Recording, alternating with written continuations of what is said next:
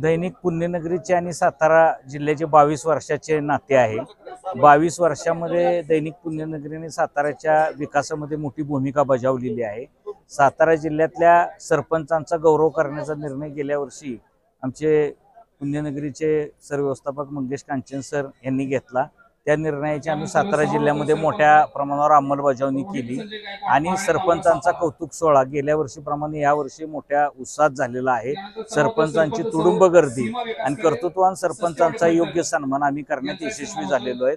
सगळ्या सरपंचांच्या हातून जिल्ह्याच्या ग्रामीण भागाच्या विकासाचं योग्य काम होईल अशी आम्हाला खात्री आहे।